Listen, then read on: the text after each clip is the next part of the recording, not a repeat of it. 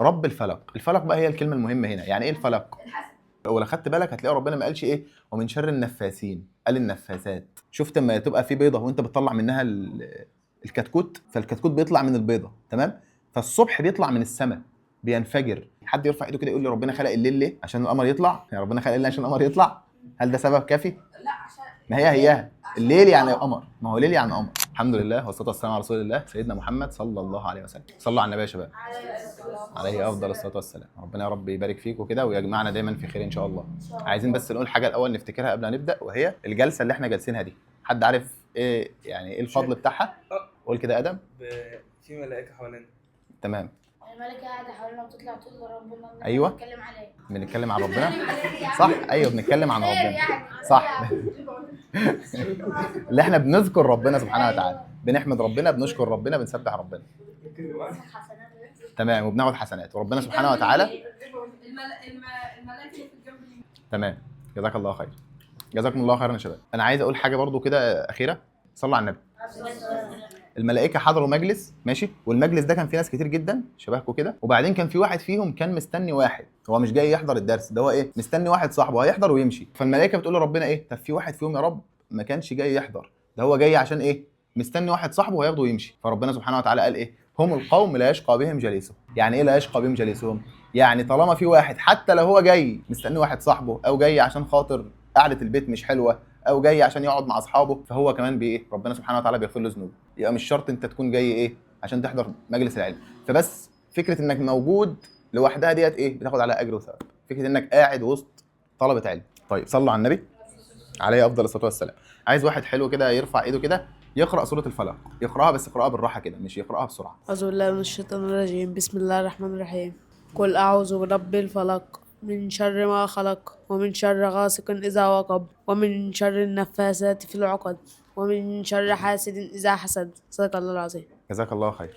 اول حاجه يا شباب صلوا على النبي عليه افضل الصلاه والسلام. هنتكلم الاول عن سبب نزول، ولا لا بلاش سبب النزول، خلينا نبدا الاول بمعاني سوره الفلق وبعدين ندخل على قصه سوره الفلق، لان سوره الفلق لها قصه حصلت هنتكلم عنها ان شاء الله. اول واحده انتوا عارفينها، بسم الله الرحمن الرحيم. قل، يعني ايه قل؟ قل يا محمد. صح، يبقى اي قل في القران قل يا محمد عليه الصلاه والسلام. يبقى قل اي قل يا محمد. واعوذ يعني ايه؟ حد يرفع ايده، مش عايز كلام جانبي، حد يرفع ايده. استغيث. استغيث يا. واختبئ. استغيث واختبئ اختبئ. واحلمي. اختبئ غلط، انا قلت استغيث. احتمي. طيب قل اعوذ بربي الفلق. قلنا رب يعني ايه؟ يعني مربي. الله هو المربي، الرب اي المربي الذي يربي عباده، الذي يربي عباده. طيب رب الفلق. الفلق بقى هي الكلمه المهمه هنا. يعني ايه الفلق؟ الفلق هو الايه؟ الصبح. طب اشمعنى الصبح؟ يعني ليه الفلق معناه الصبح؟ جت ازاي؟ الصبح يا شباب لما بيطلع بينفلق. يعني ايه بينفلق؟ كانك كده شفت لما تبقى في بيضه وانت بتطلع منها الكتكوت، فالكتكوت بيطلع من البيضه، تمام؟ فالصبح بيطلع من السماء، بينفجر. ربنا سبحانه وتعالى بيقول فالق الاصباح. يعني ايه فالق الاصباح؟ يعني الصبح بينفلق، بيطلع من السماء. لو حد ركز الصبح كده وبص على الشمس وهي بتطلع، هيلاقي الشمس بتطلع واحده واحده تدريجيه صغيره، بعدين تكبر شويه تكبر شويه تكبر لحد ما تملى السماء كلها، تلاقي الشمس خلاص بقت في الافق كله. فانفلاق هو ده انفلاق الصبح اللي انا بكلمكم فيه. فربنا سبحانه وتعالى بيقول قل اعوذ برب الفلق اي رب الصبح، احتمي برب الصبح. معنى الكلام ان ربنا بيقول لسيدنا محمد ايه، احتمي برب الصبح اي الذي خلق الصبح. يعني الهك ده اله عظيم يا محمد، هو الذي خلق هذا النور العظيم اللي هو الشمس، فاحتمي بالله واطلب الحمايه من مين؟ من ربنا سبحانه وتعالى الذي خلق الصبح. دي اول ايه، قل اعوذ برب الفلق من شر ما خلق، اي من شر كل المخلوقات الذي خلقها الله. هي في مخلوقات فيها شر؟ في مخلوقات كتير جدا فيها شر. زي مين؟ زي الكلب مثلا، الكلب ممكن يأذيك، ماشي؟ التعبان، الاسد، ماشي، نمر، ضبع، ممكن اي حيوان يأذيك، فانت بتستعيذ بربنا من ايه؟ من شر الحيوان ده. او ممكن انسان يأذيك، فانت بتستعيذ بربنا من شر الانسان اللي ممكن يأذيك ده. طيب ركزوا معايا، من شر ما ايه؟ ما خلق، اي من كل حاجه ربنا سبحانه وتعالى خلقها. بس كده؟ لا، ومن شر غاسق اذا وقب. احنا اتكلمنا في اول، ركزوا معايا شويه عشان الكلام ده مهم جدا. اتكلمنا في اول ايه عن الصبح، صح ولا لا؟ طب والليل فين بقى؟ الليل جاي اهو. ومن شر غاسق اذا وقب، هو ده الليل. الغسق هو وقت الليل، وقت طلوع الايه؟ القمر، ده اسمه الغسق. من شر غاسق يعني ايه غاسق؟ الغسق اللي هو وقت الايه؟ وقت الليل. اذا وقب يعني ايه؟ اذا اقبل واتى. وقب يعني ايه؟ اقبل خدوا بالكم يعني اول الدرس ده هو ده الجزء الصعب في الايه في الدرس، اول شويه دول بس، بعد كده خلاص. طيب سؤال تاني مهم جدا، مين اللي خلق الليل؟ ربنا سبحانه وتعالى. وربنا سبحانه وتعالى خلق الليل ليه؟ حد يرفع ايده كده يقول لي ربنا خلق الليل ليه؟ يرفع ايده يرفع ايده يرفع ايده. قول يا عمر. علشان ننام. ايه كمان؟ عشان نرتاح. صح. عشان القمر يطلع. يا ربنا خلق الليل عشان القمر يطلع. ما هي الليل يعني قمر، ما هو ليل يعني قمر. انت دايما اسئلتك يا عمر ما شاء الله يعني جميله. سوره النبأ. صح. وجعلنا الليل لباسا. يعني ايه لباسا؟ عشان راحه ترتاح فيه، زي ما أنا قلت. تطمئن فيه. تمام.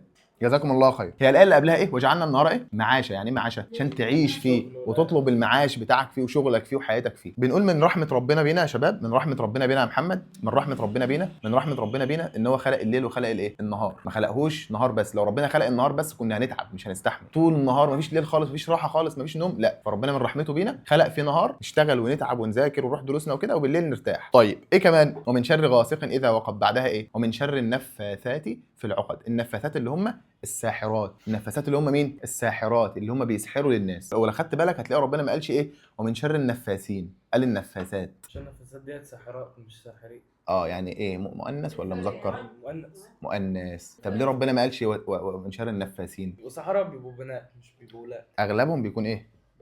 بيكونوا بنات او ستات. هل معنى كده مفيش رجاله بتسحر لحد؟ قليل، في بس قليل. انما الغالبيه ايه؟ بيبقوا ستات، لان الستات بيبقى عندها نوع من الايه؟ من الكيد كده، بتبقى متغاظه من واحده، متغاظه من واحد، ماشي، فتروح تعمل ايه؟ تروح تعمل له سحر. بتحب واحد مثلا وراح يتجوز واحده ثانيه، فتعمل له سحر، ازاي تبعد عني، ازاي ما تتجوزنيش، فانا هعمل لك مصيبه. واحده مثلا اذتها فتروح تاذيها، ازاي؟ تعمل لها سحر. هل السحر ده بينفع دايما؟ يعني اي حد بيعمل لحد سحر خلاص بيقع عليه بيهلك بيه؟ لو كان مؤمن بربنا ممكن يبطل. ممكن ايه؟ يبطل. حلو. او لو هو بعيد عن ربنا ممكن ممكن لا. تمام. قول كده يا محمد، عايز تقول حاجه؟ القريب من ربنا مش بيحصل له حاجه، لكن بعيد طيب جميل جزاكم الله خير. هنقول حاجه مهمه. اي حد يا شباب، اي حد حتى لو كان مؤمن بالله ممكن يصيبه السحر ده، ولكن بنقول ايه بقى؟ بنقول ايه؟ ان الست اللي بتعمل سحر ديت مش بتعمل حاجه خارجه عن اراده ربنا، مش بتعمل حاجه بره اراده ربنا، لا، ده انت بتعملي حاجه جوه اراده ربنا سبحانه وتعالى. فممكن السحر اللي تعمله ده ما ينفعش، وربنا سبحانه وتعالى ما يكونش مقدر على واحد ان هو يتسحر بالسحر ده، فما يتسحرش بيه، ما يأذيهوش. يكون مثلا الشخص ده قاري، اللي احنا ان شاء الله هنقولها لسه قريب، قاري مثلا المعوذتين، قل اعوذ برب الفلق، قل اعوذ برب الناس، وقرأ سوره الاخلاص الصبح وقراهم بالليل، فالسحر ده ما جاش يمه، جه كده وانطرد على طول منه، ما دخلش اصلا جسمه، بسبب ان هو ايه؟ محافظ على الاذكار بتاعته، او ان هو بيحافظ على الصلوات كلها كل يوم ما بيضيعهاش، فالصلوات ديت بقت زي حصن كده حفظته من السحر ده. تمام. او ان هو قرأ آية الكرسي، فآية الكرسي برضو ايه؟ حفظته من السحر ده. او ان ممكن ما يكونش قرأ الاذكار وهو مسلم عادي والسحر ده ايه؟ يصيبه. ممكن يحصل، ايوه ممكن يحصل. وهنقول دلوقتي القصه اللي حصلت مع النبي عليه الصلاه والسلام. مش قلت يا شيخ اي حاجه بتحصل لك خير واي حاجه في اراده ربنا. انت مثلا انت قلت يا شيخ اهو السحر ده في اراده ربنا. تمام. السحر ده مش خير.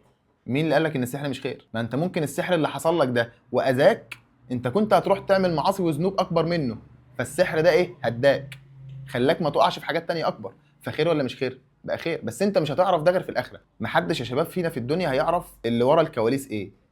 يعني مثلا انا ليه اتكسرت وقعدت ورجلي اتكسرت في الموقف ده؟ ما تعرفش، هتعرف في الاخره. انا ليه ماشي عملت حادثه في الموقف الفلاني ده؟ انا ليه حصل معايا كذا وليه حصل معايا وليه؟ كل اللي دي كلها هتعرف اجابتها فين؟ في الاخره ان شاء الله. لكن في الدنيا مش هتعرف ايه اللي حصل، مش هتعرف حكمه ربنا دلوقتي. طيب نرجع للموضوع بتاعنا تاني. بنقول ايه؟ ومن شر غاسق اذا وقب ومن شر النفاثات في العقد. اخر ايه ومن شر حاسد اذا حسد. يعني واحد حاسد بيحسد حد. هل في ناس بتحسد حد؟ ياه كتير قوي، مليانين، مفيش حد ما بيحسدش في الزمن اللي احنا فيه ده. انت تشوف واحد صاحبك معاه حاجه تقول له ايه يا عم جبت الحاجه دي؟ يا بختك، ده انت معاك حاجه مش معايا، مثلا انت معاك حاجه مش معايا، وتبص له في الحاجه اللي معاه دي. هل انا ممكن احسده وانا مش واخد بالي؟ ممكن واحد صاحبي يحسدني وانا مش واخد بالي، هو مش واخد باله. طب ازاي؟ ان هو عجبه الحاجه اللي معاه بس ما قالش ما شاء الله تبارك الله، ما دعالوش بالبركه. عشان كده انا بقول لكم وبقول لنفسي ان احنا لما نشوف حاجه حلوه مع حد ما نقولش إيه يا بختك، ايه يا عم الحاجه الجميله دي، ايه يا عم مش عارف ايه الحلو ده. لا، لما تيجي تقول له قول كده ماشي مفيش مشكله، ولكن قول له في الاخر ايه؟ ما شاء الله تبارك الله، ربنا يبارك لك فيه، بحيث ما تحسدوش والحاجه اللي معاه دي تروح او تبوظ او يحصل له مصيبه، يحصل له اي حاجه. طيب هل ممكن واحد يحسد نفسه؟ ممكن واحد يحسد نفسه عادي جدا. يبقى لابس مثلا طقم كويس، لابس لبس حلو، عنده حاجه مثلا عجباه لسه شاريها ومبسوط بيها، فيحسدها، تتكسر منه، تقع منه، تبوظ منه، ويبقى هو ايه، هو اللي حاسس الحاجه بتاعته دي. طب المفروض لما واحد لما هو نفسه يبقى ما حاجه عاجباه او حاجه بيحبها او كده يعمل ايه؟ يقول ما شاء الله لا قوه الا بالله. احسنت، جزاك الله خير. ما شاء الله لا قوه الا بالله. طب لو انا شفت حاجه حلوه مع حد اقول ايه؟ ما شاء الله ايه؟ تبارك الله. لا، ما شاء الله بس لا، لازم تدعي له بالبركه. لو قلت تبارك الله بس تنفع، اهم حاجه تدعي له، اهم حاجه تدعي له بالبركه. ربنا يزيدك ماشي، بس الاولى ربنا يبارك لك، لان دي دعوه النبي. في مره موقف حصل مع النبي عليه الصلاه والسلام، كان حد من الصحابه شاف حد معاه حاجه فبيقول له ايه الحاجه ديت او كده، فالنبي قال له ايه؟ هلا باركت له. يعني ايه هلا باركت له؟ يعني مش تدعي له البركه عشان ما تحسدوش. كده احنا خلصنا اول جزء في الايه، في الدرس، وده اللي ممكن يكون صعب شويه. حد عنده سؤال؟ كنت اقول لك اللي هو لا يحسد من الا اصحابه. لا يحسد المال الا اصحابه، هي دي مقوله تقريبا مش حديث. أيوة. ماشي صح، جميل.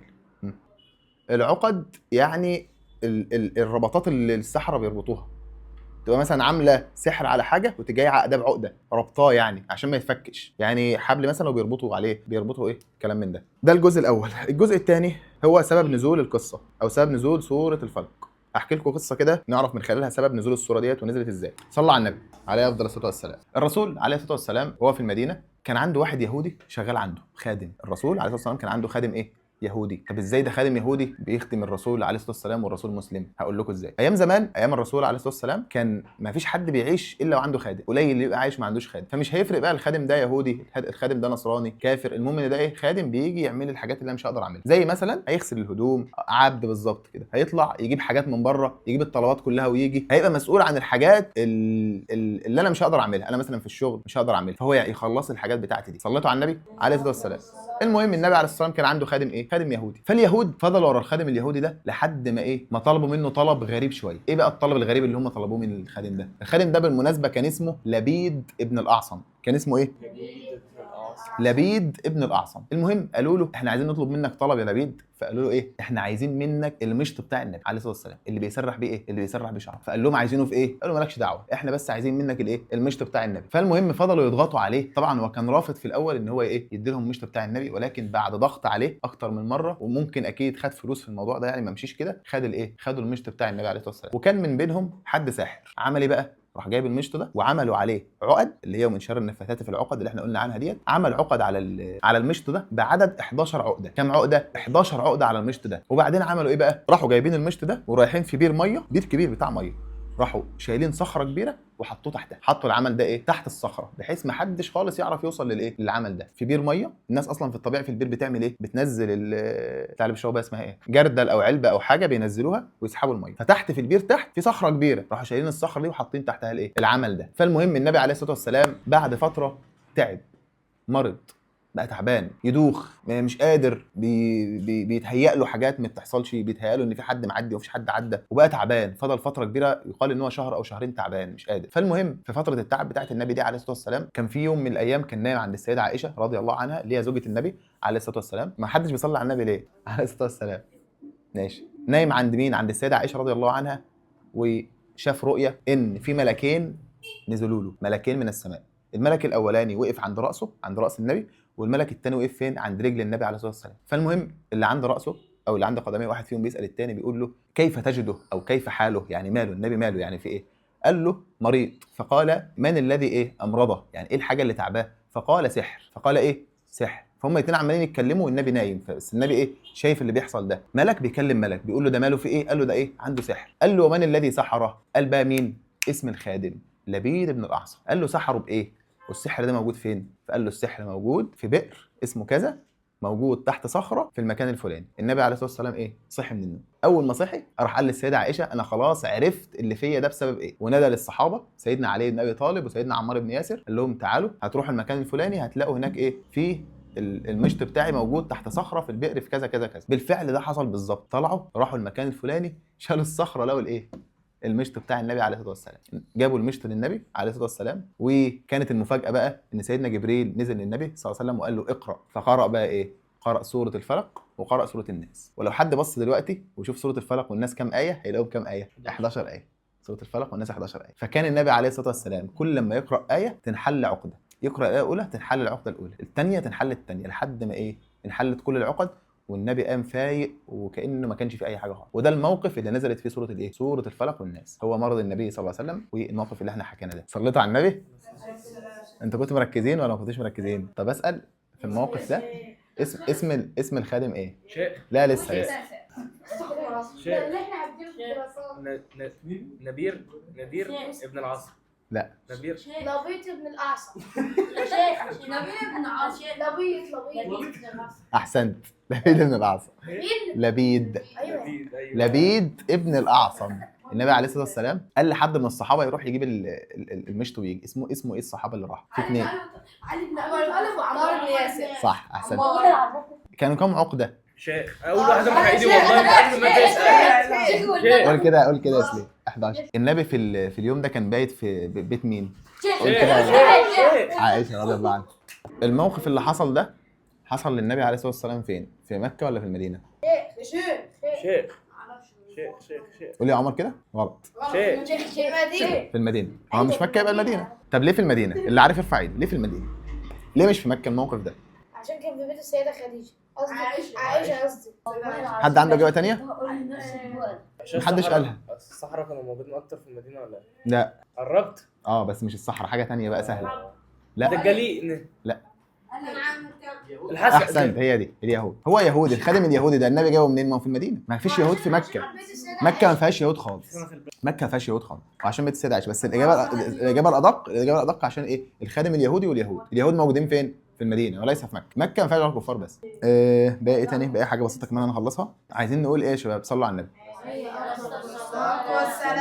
عندنا سورة الإخلاص وسورة الفلق وسورة الناس. الصح إن أنا بقرأهم، أو النبي صلى الله عليه وسلم علمنا إن إحنا نقرأهم صباحا ومساء. أنا صحيت الصبح أقرأ إيه؟ الثلاث سور دول كل واحدة 3 مرات يحفظوني طول فترة الصبح. ومن أول المغرب أو من أول العصر لحد المغرب في وقت أذكار المساء بقرأ ال3 سور دول كل واحدة 3 مرات يحفظوني بالليل من أي شر ومن أي سوء. يبقى ده أول حاجة. الحاجة الثانية اللي أنا عايز أقولها إن لو أنا تعبت يا محمد وجالي دور برد، جالي سخونيه، بقيت تعبان، حصل معايا اي حاجه ورقدت في السرير او كده، الافضل ان انا ارقي نفسي بالصور دي، سوره الاخلاص والفلق والناس. اقرا ال3 سور دول وامسح على جسمي كله، اقول اعوذ بكلمات الله التامات من شر ما خلق، اعوذ بكلمات الله التامات من شر ما خلق، اعوذ بكلمات الله التامات من شر ما خلق.